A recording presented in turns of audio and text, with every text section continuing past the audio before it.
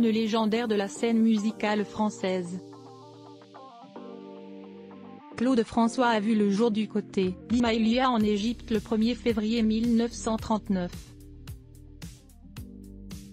Après avoir passé son enfance dans ces villes situées au nord-est du pays, le futur musicien est rentré en France lorsque sa famille a été expulsée d'Égypte suite à la nationalisation du canal de Suez. Il se lancera par la suite dans une carrière de chanteur extrêmement prolifique. Malheureusement, Claude François est tragiquement décédé à l'âge de 39 ans en 1978. Il est en fait mort électrocuté en voulant réajuster une applique murale pendant qu'il prenait une douche. Sa disparition subite avait alors plongé ses nombreux fans dans un immense désarroi. Au cours de sa vie, le chanteur a notamment résidé dans un grand appartement situé dans le 16e arrondissement de Paris. Celui-ci a d'ailleurs été récemment remis en vente. L'ancien appartement de Claude François dans un immeuble années 60. Situé aux derniers étages d'un immeuble de 1961. Ce penthouse, dernière résidence du célèbre chanteur de variété, dispose d'une vue exceptionnelle sur Paris. Le site était rendu emblématique grâce à la célébrité de son ancien propriétaire,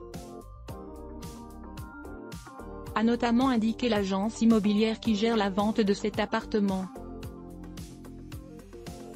Le penthouse est en effet la dernière résidence de Claude François, icône internationale de la chanson française et pionnier de la pop culture en France. Le lieu a cependant été modifié après sa disparition en 1978, cuisine et salle de bain ont été déplacées. L'aménagement actuel repense la distribution des espaces pour optimiser les circulations et permettre à la lumière de se diffuser complètement dans tout le volume, a également ajouté l'agence immobilière. L'appartement constitue un lieu de vie agréable et ouvert sur le panorama parisien. L'appartement se situe au sommet d'un immeuble à l'architecture moderne et sobre.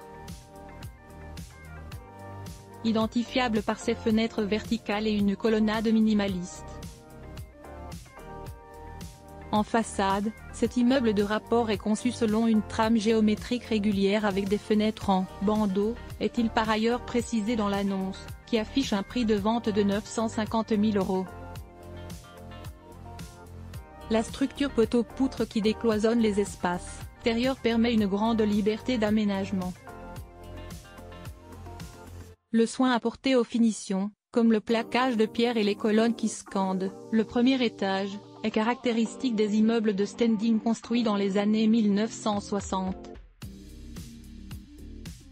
Sur la façade de l'immeuble, une plaque est gravée en hommage au chanteur disparu, a finalement conclu l'agence immobilière.